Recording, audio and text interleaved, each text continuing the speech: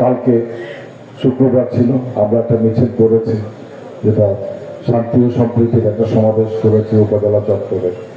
সেখান থেকে আগে থেকে আমাকে বারবার অনুরোধ করছিলেন আমাদের উপজেলা নির্বাহী অফিসার, উনি উপস্থিত ছিলেন, ওনার যারা অন্যান্য অফিসাররা ছিল ওনারা উপস্থিত ছিল, উনি আমাদেরকে চাপ পালন করেছেন। আমি কথা দিয়েছি এবং আপনাদেরকে বলছি একইভাবে যে কোনোভাবেই প্রশাসনকে অসহযোগিতা করা যাবে না। প্রশাসন প্রশাসনের কাজ করবে। কেউ কোনো যদি অন্যায় করে থাকে সেটার জন্য, সেটা বিচারের জন্য সরকার আছে। এখন নতুন করে আমাদের তত্ত্বাবধায়ক সরকার বা অন্তর্বর্তীকালীন সরকার এখন গঠিত হয়েছে, তারা এই সমস্ত কিছু নিয়ন্ত্রণ করবে। পুলিশ আজকে নাই, থানায় নাই। আমরা বলছি পুলিশের কাজ না করলে পরে একটা রাষ্ট্র চলতে পারে না। পারে কি? তারা তাদের কাজ করবে। আমি বলছি তারা যেন তাদের কাজ করে।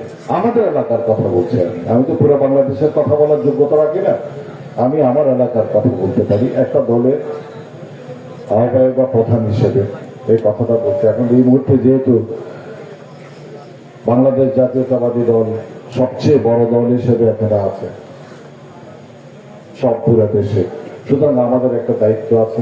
আমরা সেই দায়িত্বটা পালন করছি কিনা সেটা দেখার বিষয় আছে।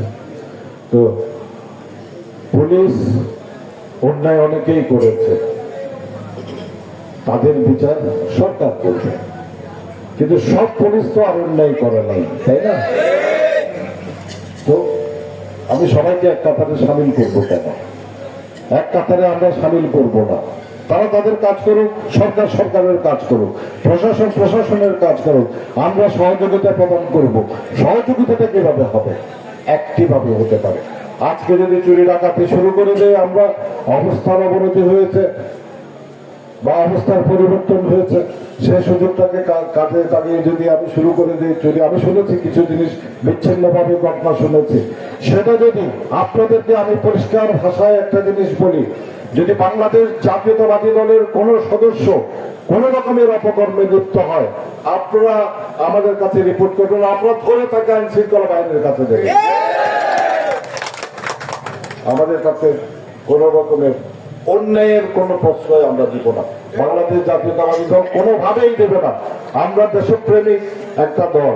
আমাদের দলের প্রতিষ্ঠাতা জিয়াউর রহমান এই দল গঠনের জন্য ৭৫ পরবর্তী সময়ে ৭৫-এর সময় যে দুর্নীতি প্রচন্ড একটা হয়েছিল সমস্ত বাংলাদেশে, সেটা থেকে মুক্ত করে বাংলাদেশকে একটা আধুনিক বাংলাদেশে স্বল্প সময়ের মধ্যে রূপান্তরের চেষ্টা করেছেন এবং করেছেন। সেটা হচ্ছে প্রেসিডেন্ট জিয়াউর রহমান। সেই দলেরই আমরা অনুসারী, সেই জিয়ারই আমরা অনুসারী। আমরা কোনোদিন কোন রকমের অন্যায়কে প্রশ্রয় দেব না। সুতরাং আমি যে কথাগুলো বলছি, এই কথাগুলো কিন্তু আমাদের নেতা, আগামী রাষ্ট্রনায়ক তারেক রহমানের নির্দেশ আমাদেরকে জানানো হয়েছে। আমি আপনাদেরকে জানাচ্ছি, এবং নেতা যে নির্দেশ দিয়েছে আমরা সেটা প্রতিপালন করব। উনি স্পষ্ট ভাষায় বলেছেন, যদি বিএনপি বা অঙ্গ সংগঠনগুলোর কোন নেতা কর্মী যদি কোন রকমের অপকর্মে লিপ্ত হয়, কোন রকমের যদি অসৎ উদ্দেশ্য চরিতার্থ করার জন্য জনগণের উপর অত্যাচার করে, কোন রকমের যদি আইন শৃঙ্খলা বিরোধী কাজ করে, যদি কোনোদিন চুরি ডাকাতি বা এই জাতীয় কোনো কিছুর মধ্যে যদি সাময়িকভাবে লোভের বশবর্তী হয়ে যদি লিপ্ত হয়ে পড়ে, তাহলে অবশ্যই তাকে শান্তি শৃঙ্খলা রক্ষাকারী বাহিনীর কাছে সোপর্দ করতে হবে। আজকে পুলিশ না থাকুক, সেনাবাহিনী আছে, তারা পুলিশের দায়িত্বটা পালন করছে, প্রশাসনের দায়িত্ব পালন করেছে। আমি সবাইকে বলেছি। সুতরাং আমরা আশা করি, আমরা প্রত্যেকটা জায়গায় চেষ্টা করছি যেন স্বাভাবিকতা বজায় থাকে।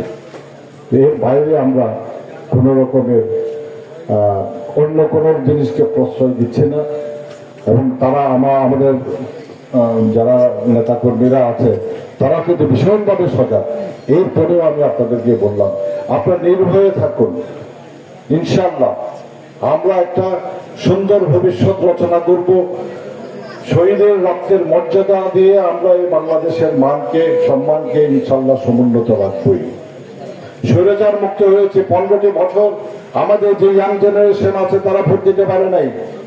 15টি বছর আমরা নিষ্পেষণের যাতা করেছিলাম, তার থেকে আজকে মুক্ত হয়েছে, মুক্ত করেছে যারা, তাদের রক্তের প্রতি শ্রদ্ধা জানানোর জন্য আমাদেরকে আজকে একটা সুন্দর ভূমিকা পালন করে সুন্দর ভবিষ্যৎ